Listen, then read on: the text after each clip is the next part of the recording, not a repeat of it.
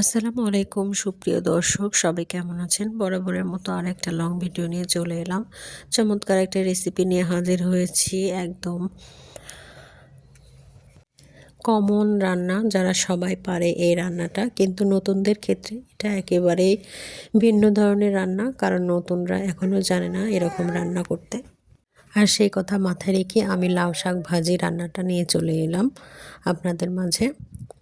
এই লাউ শাক ভাজি করার জন্য আমি প্রথমে লাউ শাকগুলো নিয়ে এসেছিল বাজার থেকে। আর সেই লাউ শাকগুলো আমি সুন্দর করে বেছে নেব। লাউ শাকগুলো অনেকটাই কচি ছিল, খুবই ভালো লাগছিল খেতে। ভিউয়ার্স, ভিডিওটা কন্টিনিউ যখন করেছেন একটা লাইক দিতে ভুলবেন না। একটা লাইক দিয়ে পুরো ভিডিওটা কন্টিনিউ করবেন। সুন্দর করে এগুলো বেছে নেব। আর লাউ শাক কিন্তু আমার বাছতে খুবই ভালো লাগে, লাউ শাক কাটতে বাছতে ভালো লাগে। একটু ধৈর্য সহকারে সময় নিয়ে এটাকে বাছতে হয়।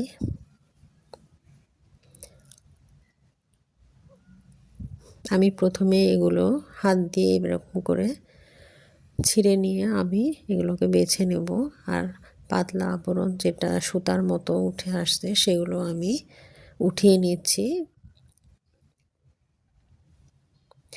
এতগুলো লাউ শাক শুধু ভাজি করব না, এখানে লাউ শাক ঝোল করার জন্য রান্না করব, আলাদা আলাদা করে রেখে দেব। আর সেজন্য একসাথে সব কিছুই বেছে নিচ্ছি।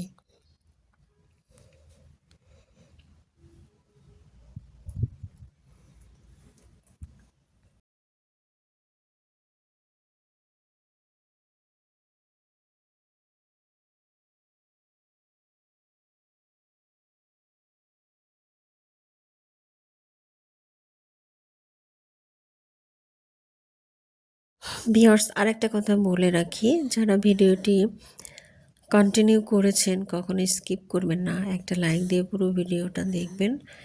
আর যারা নতুন এসেছেন আমার চ্যানেলে সবাইকে অসংখ্য ধন্যবাদ এবং আমার চ্যানেলটি সাবস্ক্রাইব করার অনুরোধ রইল।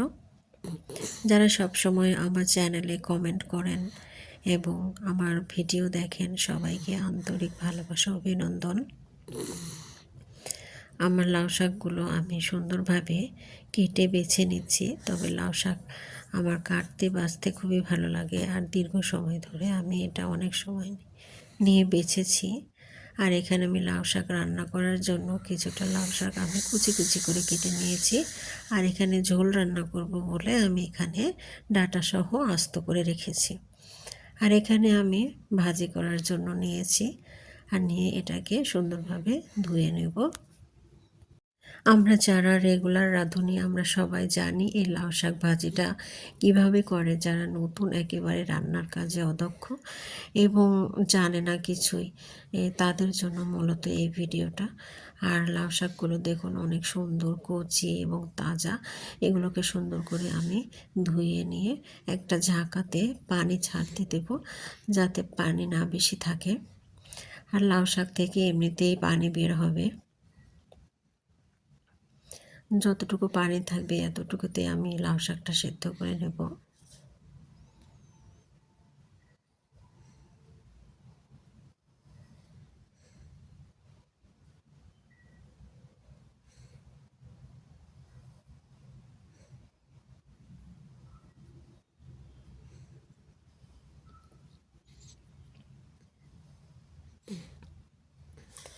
আর লাউ শাক রান্না করার জন্য আমি একটা পাতিলে এখানে নিয়েছি লাউ শাকগুলো। এরপরে আমি এখানে লবণ দিয়ে দিব, আর চুলায় অলরেডি বসিয়ে দিয়েছি। আর ঢাকনা দিয়ে ঢেকে চুলার জালটা দিয়ে দেব। আর দেখুন এখানে সেদ্ধ হয়ে গিয়েছে সুন্দরভাবে, একদম পানি ছেড়ে আসছে। এতটুকু পানি ব্যবহার করিনি, এখানে ছাঁকনার সাহায্যে ছেঁকে যতটুকু পানি ছিল অতটুকুতেই সেদ্ধ করে নিয়েছি। আর সেদ্ধটা প্রচুর পরিমাণে ভালো হয়েছিল, আর খেতেও মাশাআল্লাহ অনেক স্বাদ ছিল। দেখুন কতটা সেদ্ধ হয়ে গিয়েছে।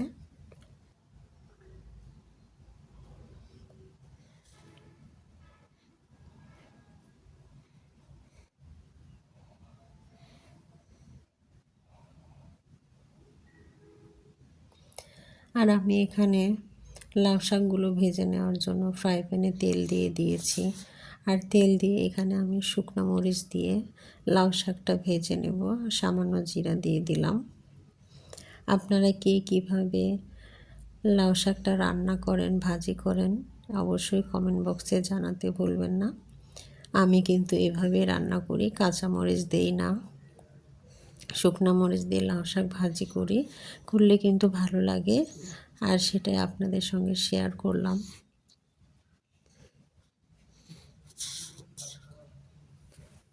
সামান্য পেঁয়াজ দিয়ে এটা সুন্দরভাবে নেড়ে চেড়ে আমি এখানে আলু ব্যবহার করব, আর সেজন্য আমি এখানে আলু কেটে রেখেছিলাম, আর আলুটা আমি এখানে অ্যাড করে দেব।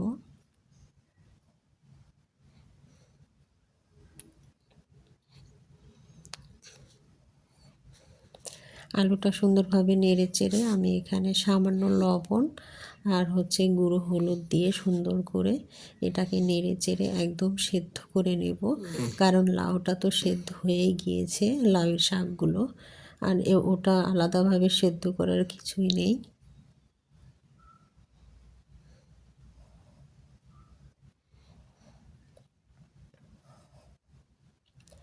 লাউ শাকটা আমি যেভাবে ভাজি করি আসলে সেটাই আপনাদের সঙ্গে শেয়ার করলাম। আপনাদের কাছে কেমন লাগলো, আপনাদের মূল্যবান মন্তব্যটা অবশ্যই কমেন্ট বক্সে জানাতেও ভুলবেন না।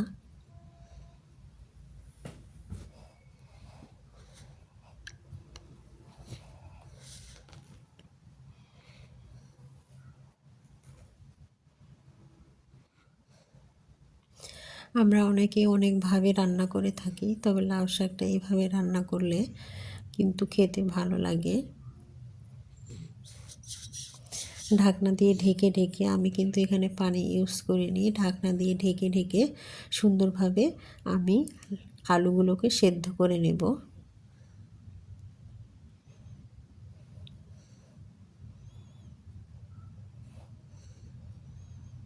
দেখুন আলুর একটা সুন্দর কালার চলে এসেছে, আর এখানে আমি লাউ শাকগুলো দিয়ে দেব।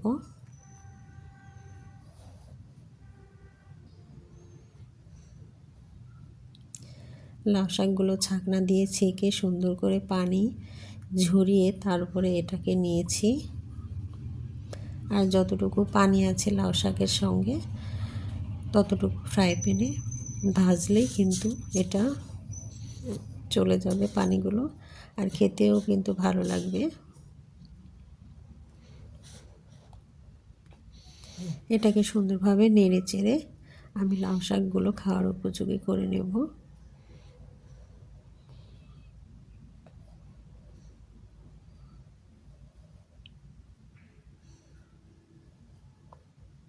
চুলার আঁচটা মিডিয়ামে রেখে আমি সুন্দরভাবে নাড়াচাড়া করে দিয়েছি।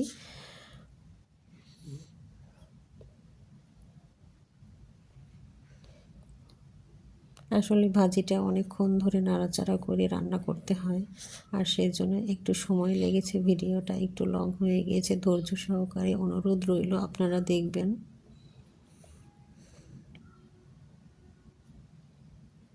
দেখুন কতটা সুন্দর কালার চলে এসেছে।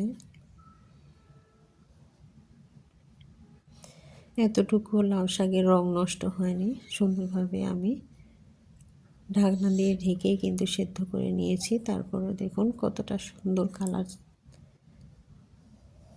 এসেছে।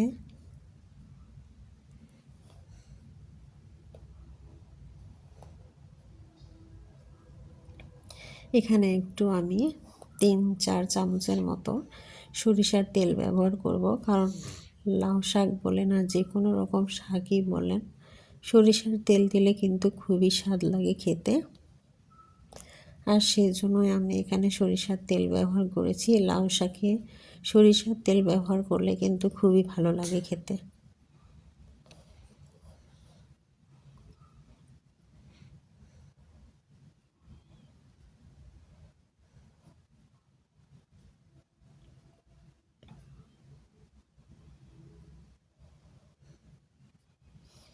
আমার লাউ শাক ভাজি হয়ে গিয়েছে, দেখুন কতটা সুন্দর কালার চলে এসেছে, আর এগুলো আমি বাটিতে উঠিয়ে নিচ্ছি। দেখুন কতটা লোভনীয় হয়েছে।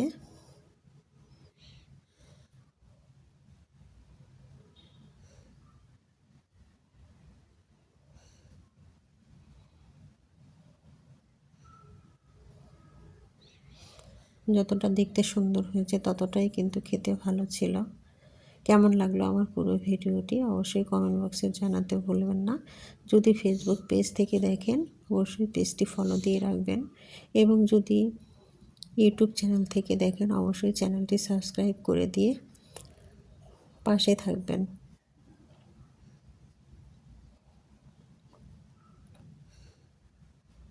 সবাই ভালো থাকবেন, সুস্থ থাকবেন। সবার সুস্বাস্থ্য কামনা করে এখানেই বিদায় নিচ্ছি। আল্লাহ হাফেজ।